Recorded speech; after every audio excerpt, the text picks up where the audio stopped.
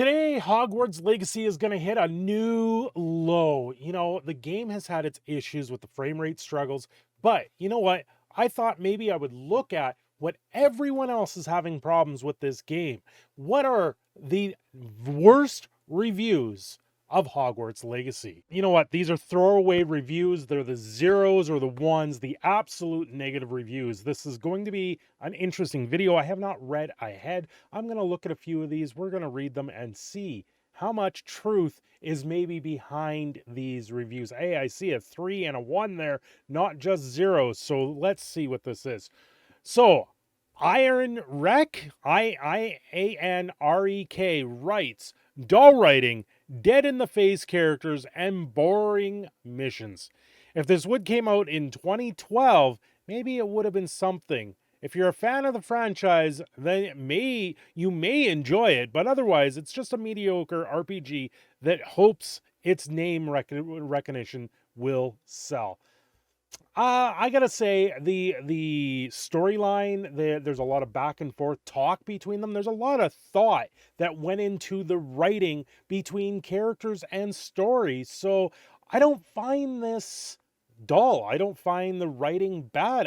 Sometimes I find it's a little bit more drawn out, but it's not dull. There's something always going on in the background. You could be walking the halls and watching the librarian come out and scold another student for sitting there stealing books from the restricted section, and then they give them a broom to sweep up the entire place. It's not dull by any means. Gratiful, mediocre RPG carried by nostalgia. It has so little spells, the enemy and enemy diversity. I do have to say, the one thing I have noticed is the diversity of enemies are kind of lacking. I've gone through the first 2 trials, and I was thoroughly unimpressed because it was the exact same fight.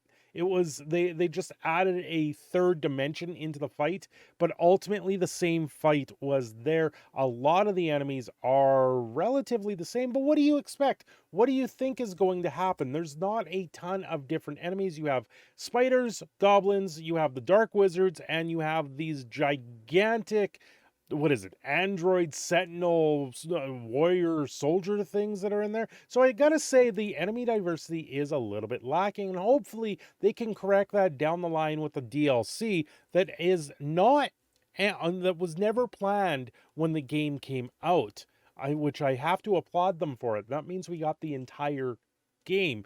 But I gotta say, so little spells. I think there's 20 or 30 different spells. There's a lot that you can do there, and then you can adjust them each. You can adjust all your gear. So to say there's so little spells, that means you're not getting your combos or not actually being able to play this correctly.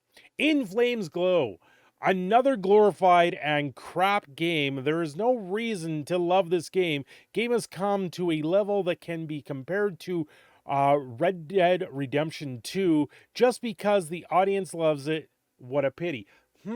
This is someone that probably sits there and plays Grand Theft Auto 5 over and over and over again just to sit there and race cars and to crash them. If you're finding that very difficult to sit there and actually immerse yourself into this game that has endless possibilities, has hours upon hours of content to ingest, I think you're playing the wrong game. Here's a 3. This should be pretty good. From ZX Janito. It's almost frustrating how much potential the game has while holding your hand from being able to do anything fun. What are you talking about? You can do lots of things fun. While the visuals might be top-notch, the way the game works is such a forced linear way, makes you feel like I'm stuck playing something from 2013. You're talking about a linear game? Have you played the Uncharted series? Have you played some Tomb Raider? Have you played a lot of these other games? This is probably one of the most open world games I have played in a very long time. I put this on the pillar next to Skyrim at this point. There is no way Hogwarts Legacy is linear. There is so much you can do, so many side quests and so many things you can do in this game that tends to make you wander. Hell, just walking the halls of Hogwarts, you get lost in the place. You get enthralled with it. Half the time I don't want to fast travel because I want to see what's around the next corner in Hogwarts. Why in the world would you say that this game has a linear timeline. Well, I've gone ahead and sorted some of this out. Let's get rid of the zeros. Let's get rid of the ones. Let's go for the actual critique of the game. Brown Belt 2018. Honestly, can't wait. Can't see what all the hype's about. The game is average at best. Graphics for cutscenes are good, but actual gameplay graphics are subpar for the PS5. And the PS5 is actually running the smoothest for this game. Over $100 AUD, which I believe is Australian, for 20 to 25 hours of gameplay. Last I checked, it's 30 hours for the main quest, and then it's up to 70 hours for the extra quests that are in there. So there's a lot more than 25 hours of gameplay here. Yeah, nah, I'll wait for Dead Island 2. Meh. Lies of P and Atomic Heart. Atomic Heart, I believe, is a much shorter game, and Atomic Heart didn't appeal to me where Hogwarts did. Clear-cut crash grab for diluted fans. Well, you can see the love that went into this game. You can see the details that went into this game, where Atomic Heart, you're not even getting the entire game. You actually have to spend extra for the DLCs that they're working on with the pass system that they've added to it. You're going to be spending upwards to $200 for an entire game, where Hogwarts was only $100. Couch P. This game has a fine skeleton in place. That being said, there's no content. The story is mostly drawn out a tutorial, and there's no incentive to explore outside of finding the hundreds of collectibles that don't do anything. What are you talking about? I've seen people play this game and not explore the outside, not explore the things. There's the Merlin trials that increases your gear that you can carry. There's also the ancient magic that a lot of people are not realizing are out there. If you collect your ancient magics, you can do multiple ancient magics in casting, and it makes the combat absolutely hilarious when you sit there and you smash people down across the thing or shoot lightning at them from the sky. It's absolutely amazing and top tier. Constantly throwing loot, but all this duplicated junk that fills more than a Barbie Dreamland game than it does here. I like that comment. I have to say, I do not like the loot system. I have a very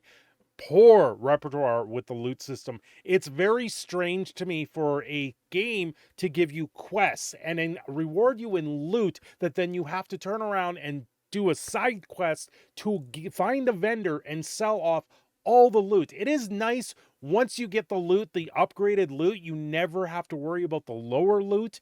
You can always upgrade it with the loom. So the loot system in itself is very strange, and it's just kind of another way for you to build money and then buy things from the vendors. But ultimately, the loot system is it's not worth it. In a game where I was like, I don't see the point in the loot. You could have got away with not even doing this. You could probably get away playing this game with absolutely no loot at the beginning. Don't wear any of your gear, period, and just do a run from the very beginning of the game to the very end. Try and do it as a no-hit. You'd probably be able to do it just fine. So the loot system to me, I found was one of those things that I did critique a little bit in a previous video, but ultimately it's grown on me. You can adjust your loot, you can adjust your gear, so because of that, it kind of feels a little bit more customizable in that sense. And I gotta say, the loot system always building up as a cosmetic in the game is kind of nice, so then you never have to really worry about hanging on to anything. Give me some real content outside of finding collectibles. Well, there is. You just got to know where to find them. Okay, this game wasn't bad or good until one moment. Until the moment, this is from Fez Yadhopa, until the moment when I just literally can't solve the puzzle on my own. Not with the help of guides or YouTube. If you're an adequate person, then walk away. If you're a fool, a fan of Harry Potter universe, then the game is for you. I hope you get sucked in and don't get out here like I did. Haha. PS played 25 hours honestly. You got stuck on a puzzle and you just didn't go find a hint? And that's why you're giving it a 4? Okay. Here's a 3, Assassin's Creed Hogwarts Odyssey. It's not a bad game, but it's definitely not the RPG the Harry Potter fans wish for. I would argue, yeah, it is. Zero role-playing elements. Choices hardly matter. I'm understanding there's like 4 or 5 different endings. Your house choice just changes the common area and a few dialogues and a lot of secret content. Depending on which house you go with, depends on secret content that you get access to. Nothing major.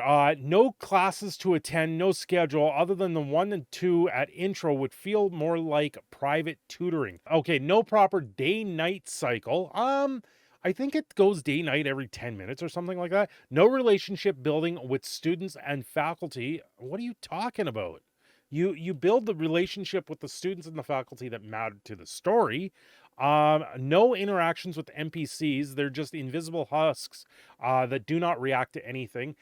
For the most part, that's correct. No house rivalries or drama. I gotta say, I was looking forward to like the house drama a little bit, but it's not really there. No Quidditch, not true. It's hidden in the game, but it's not in the sense that we will get it. And I would say Quidditch maybe is an afterthought and will come in a DLC down the line. It would be very, very nice. No choices to decorate your dorm, contrary to what they made it look like in the pre-release trailers. Your dorm area bed is useless. Yeah, because your decorating area is the room, the extra room that they give you in the game. Your dorm is just the dorm. Uh, but the other room, the room where you do all your spell casting and all the other extra things in the game, you get to decorate that. So that's there. You just obviously missed it. Character creation extremely limited. You can only pick between presets. All MCs look the same.